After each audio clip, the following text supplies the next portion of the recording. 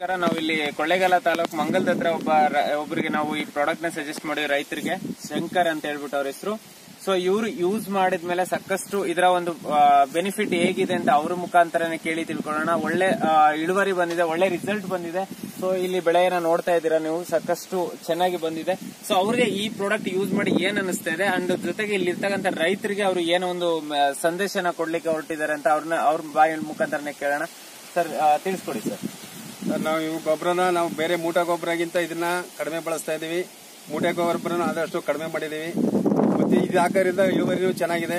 ಜೋಳ ಎಲ್ಲ ಕಲರು ಮತ್ತೆ ಜೋಳ ದಪ್ಪ ಆಗೋದು, ತೂಕನೂ ಚೆನ್ನಾಗಿ ಬರ್ತಾ ಇದೆ.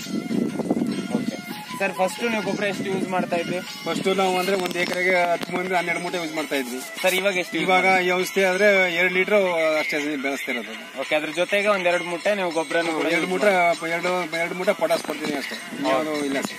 ಓಕೆ, ನಿಮ್ಗೆ ಉಳಿತಾಯ ಇವಾಗ ಬಂಡವಾಳದಲ್ಲಿ ಹೇಗೆ ಉಳಿತಾಯ ಆಯ್ತು ಅನ್ಸ್ತಾ ಇದೆಯಾ?